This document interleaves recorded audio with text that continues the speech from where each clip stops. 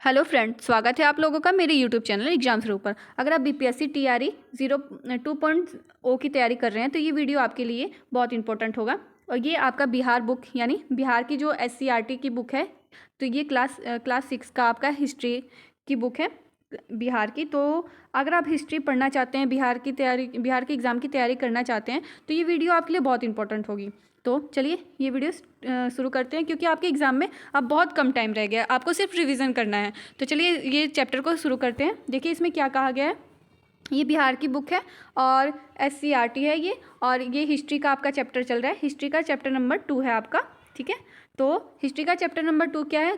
क्या, कब, कहाँ और कैसे, ठीक है। तो चलिए इसको स्टार्ट करते हैं। देखिए इसमें क्या कहा गया है। तो इसमें कहा गया है सोनी का सवाल। सोनी अपनी सहेली पिंकी के साथ टेलीविजन देख रही थी। टेलीविजन पर दिखाया जा रहा था कि मानव धरती पर हजारों साल से रह रहा है। सोनी सोचने लगी कि पिंकी से बोली इतने वर्षों पहले क्या हुआ और कोई कैसे जान सकता है। पिंकी जो सोनी से 5 वर्ष की बड़ी थी, इस प्रश्न का उत्तर निम्न तरीके से देना शुरू करती है। तो देखिए वो क्या पूछती है, हजारों साल पहले क्या हुआ, ये कैसे पता लगाएं। कल क्या हुआ था यह जानने के लिए हम रेडियो, टेलीविजन या फिर अखबार की मदद लेते हैं। 10-20 साल पहले क्या हुआ था यह हम अपने माता पिता, दादा दादी या नाना नानी से जान लेते हैं। लेकिन हजारों वर्ष पहले क्या हुआ था, इसकी जानकारी हम इतिहास से प्राप्त करते हैं। यथा हमारे पूर्वज कौन थे, वे कहाँ रहते, वे क्या खाते थे, कैसे कपड़े पहनते थे, अतीत से लेकर वर्तमान तक जानकारी हमें इतिहास से ही मिलती हैं। अब देखिए अध्ययन का काल निर्धारण कैसे होता है।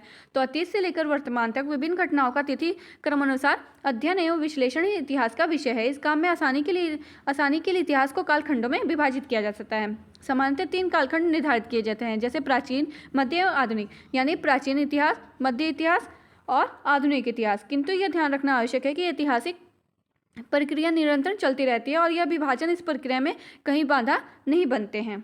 प्रत्येक ऐतिहासिक युग की अपनी विशेषताएं होती है। भारत में प्राचीन काल मानव जाति के प्रारंभिक क्रियाकलापों से 8वीं शताब्दी के पूर्वार्ध 700 से 750 ईस्वी तक निर्धारित किया गया है। इसके आरंभिक चरण को पूर्व ऐतिहासिक काल भी कहा जाता है, क्योंकि इस युग की घटनाओं का कोई क्रमबद्ध लिखित इतिहास उपलब्ध नहीं है। इस काल में मनुष्य ने आग एवं पहिए का उपयोग सीखा, खेती तथा पशुपालन सीखा। इसी समय गांव, कस्बों तथा शहरों का विकास हुआ। 6वीं शताब्दी ईस्वी पूर्व से सुसंगठित राज्यों का निर्माण प्रारंभ हुआ। कालांतर में विशाल साम्राज्यों की स्थापना हुई। 6वीं शताब्दी ईस्वी तक आते आते इन साम्राज्यों का विघटन होने लगा और पुनः छोटे छोटे राज्य अस्तित्व में आने लगे थे।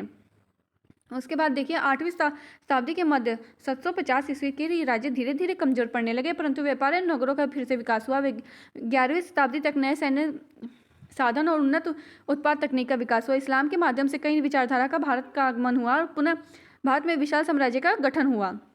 सांस्कृतिक समन्वय की भी हुआ और सामाजिक सामंजस्य भी स्थापित हुआ। यह प्रक्रिया 18वीं शताब्दी के पूर्वार्ध में यानी पुनः पतनशील अवस्था में आ गई थी। इसी के साथ दूसरा प्रमुख काल या मध्यकाल का अंत हुआ था, ठीक है। आधुनिक काल का प्रारंभ 18वीं शताब्दी के उत्तरार्ध से हुआ, जब पश्चिमी देशों के द्वारा नए विचार और नई प्रशासनिक व्यवहार भारत में आए। उससे शिक्षा, स्वास्थ्य, संचार व्यवस्था एवं आगमन में विशेष प्रगति हुई। दुर्भाग्यवश ये नई प्रशासनिक व्यवस्था विदेशियों द्वारा स्थापित की गई थी, जो हमारे देश के आर्थिक संसाधनों का लाभ प्राप्त करना चाहते थे। इस व्यवस्था को उपनिवेशवाद कहते हैं। इसके अंतर्गत किसी उन्नत देश किसी दूसरे कमजोर देश पर अधिकार कर सकता है। उपनिवेशवाद किसे कहते हैं? तो देखिए किसी उन्नत देश की किसी दूसरे कमजोर देश पर अधिकार करना, आर्थिक शोषण करना क्या कहलाता है? उपनिवेशवाद कहलाता है। स्वाभाविक है कि भारतीयों में उसके विरुद्ध एक चेतना जगी। 19वीं सदी के उत्तरार्ध से भारत में इसी उपनिवेश की सत्ता के विरुद्ध राष्ट्रीय आंदोलन सक्रिय हुआ, जो सत्य और अहिंसा के सिद्धांतों से प्रेरित रहा। 1947 में भारत को आज़ादी मिली और एक नया संविधान बना। इस संविधान के द्वारा जनता को अपने प्रतिनिधियों द्वारा शासन का अधिकार मिला। यही काल भारत के आधुनिक इतिहास का प्रतिनिधित्व करता है। मानव जाति के लिए इतिहास को हम कैसे जानते हैं? तो देखिए मानव जाति के इतिहास की जानकारी हमें कई स्रोतों से मिलती है। इसमें से एक स्रोत अतीत में लिखी हुई पुस्तकें। इन पुस्तकों को हम ढूंढकर पढ़ते हैं। इसमें राजाओं एवं आम लोगों के जीवन, धार्मिक विचार, मान्यता, औषधियों तथा विज्ञान आदि सभी प्रकार के विषयों की चर्चा मिलती है। ये पुस्तकें हाथ से लिखित होने के कारण पांडुलिपि कही जाती है।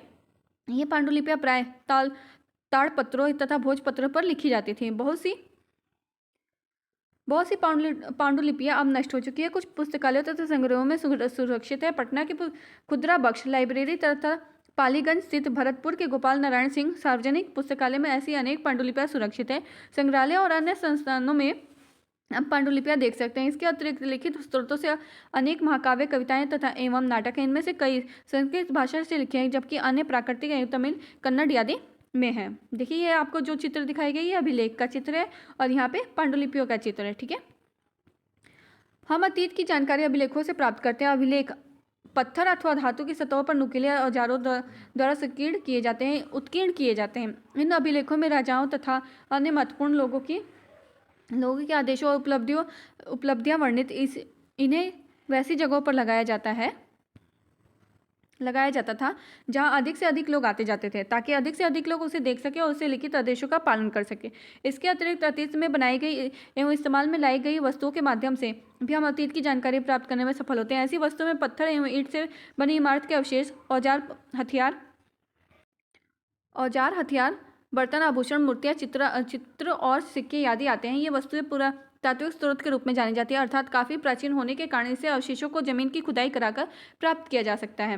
पुरातात्विक वस्तुओं का अध्ययन करने वाला व्यक्ति पुरातात्विकविद कहलाता है। ठीक है, उसके बाद है आपका सिक्के और मुहर। ये देखिए, आपको सिक्के और मुहर का चित्र दिखाया गया।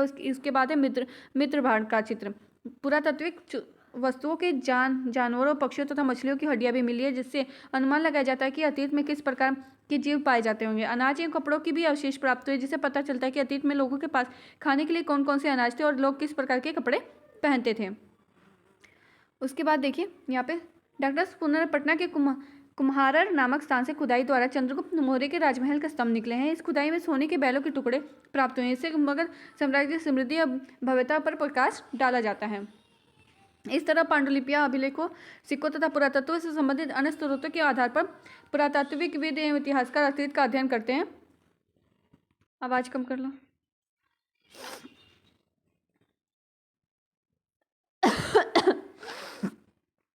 कितना है यार, अरे बाप रे, बस।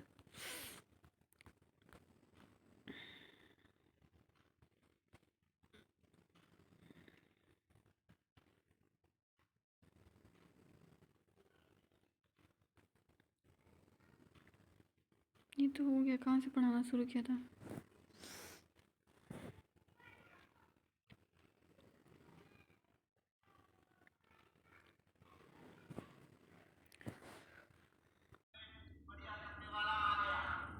देखिए, उसके बाद है आपका उपमहाद्वीप के उत्तर पूर्व में गारो, खासी, जयंतिया, मिश्री और नागा जैसी पहाड़ियाँ हैं। इन पहाड़ियों के नाम पर यहाँ के आदिवासी समूह के नाम पहचान है। भारतीय उपमहाद्वीप के बीच विंध्य पर्वत की विभाजन रेखा है।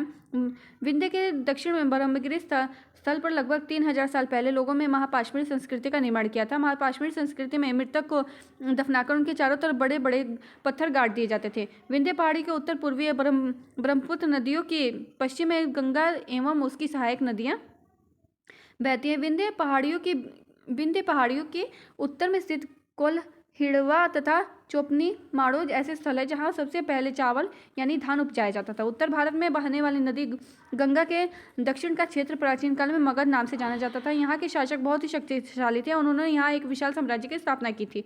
भौगोलिक रूपरेखा के इस विवरण से स्पष्ट होता है कि इस महाद्वीप में यद्यपि अलग अलग क्षेत्रों से लोग अपने अपने ढंग से मानव समाज का निर्माण कर रहे थे, परंतु ये कभी कभी एक दूसरे से अलग नहीं रहते थे। ये लोग ऊंचे पर्वतों, पहाड़ी, रेगिस्तानों, नदियों तथा समुद्रों में जोखिम उठाकर एक क्षेत्र से दूसरे क्षेत्र की यात्रा करते थे और उपयोगी वस्तुओं का विनिमय खरीद बिक्री करते थे। इसके अलावा लोगों की शिक्षा देने के लिए धार्मिक गुरु भी हमेशा भ्रमण करते रहते थे। यहाँ की भारतीय उपमहाद्वीप के बाहर के लोग भी बंगाल बोलन तथा गोमल के रास्ते भारत आते रहते थे। इस आवागमन के सारे से हमारी संस्कृति परंपरा समृद्ध होती गई।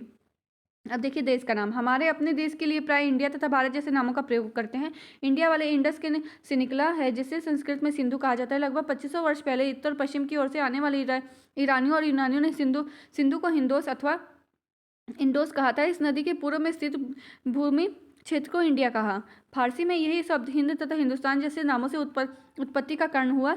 इसी तरह एक दूसरी मान्यता के अनुसार इस क्षेत्र का नाम भारत यानी भरत नामक मानव समूह से के नाम पर पड़ा। उत्तर पश्चिम क्षेत्र में रहते थे। इसका उल्लेख ऋग्वेद लगभग 1500 ईस्वी पूर्व में मिलता है। अतः प्राप्त स्रोतों एवं साक्ष्यों के आधार पर आप प्राचीन भारत के इतिहास को आगे के अध्ययन में पढ़ेंगे। प्राचीन काल में भारत में मानव जीवन कैसा था, प्रारंभिक समाज कैसा था, इसके कर्मिक विकास कैसा था, ये सब आप अगले अध्याय में पढ़ेंगे। तो ये आपका आज का लेसन कंप्लीट हुआ। नेक्स्ट लेसन आपको कल कराया जाएगा। अगर आपको मेरी ये वीडियो पसंद आए तो लाइक शेयर कमेंट और सब्सक्राइब करना ना भूलें।